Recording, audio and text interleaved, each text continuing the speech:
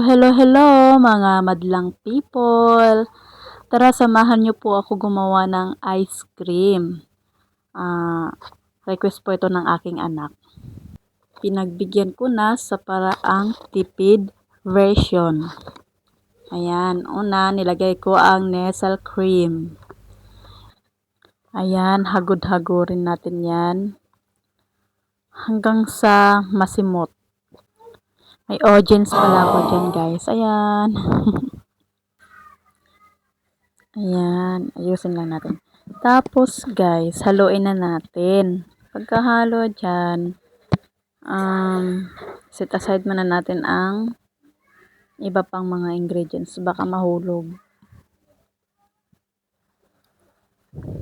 Wala po akong electric hand mixer, guys. Kaya mano-mano lang ang ginagawa ko. Nakakangawit pala yan, guys. Na-realize ko nung nasa gitna na siya. Kasi kailangan kasi pwersa eh. What? Kailangan ko lang kasi diyan madoble. Madouble yung texture. Yan, guys.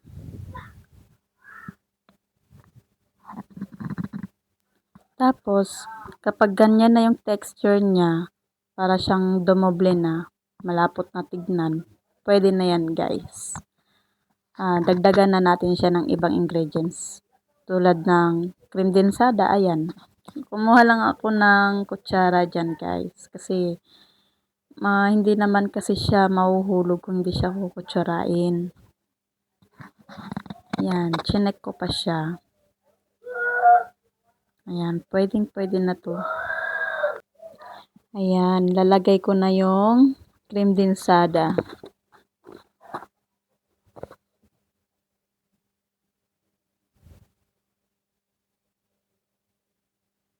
Susunod niyan, guys, ang condensed choco.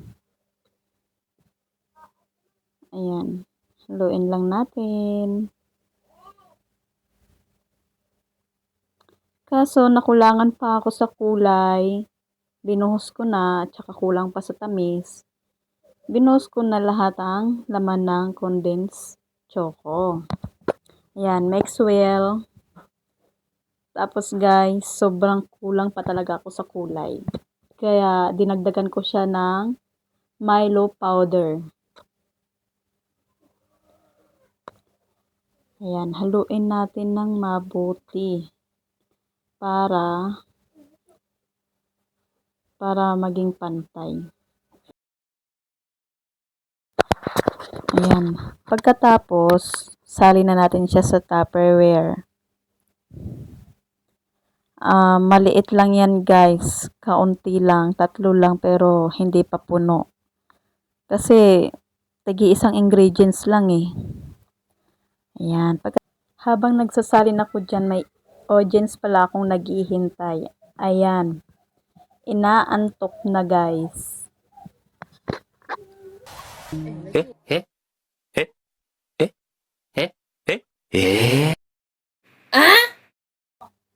Ayan, guys, tapos na. Nag-add na ako ng Milo powders sa itaas. Toppings niya yan, guys. Tcharan! Yan, matitikman na natin ang ating gawa, guys. Pre-needs ko po siya ng 3 to 6 hours. Ayan, matitikman na natin. Excited na ako. Sarap naman ito. Wow! Tara, guys, kain tayo. Thank you for watching, guys. Bye!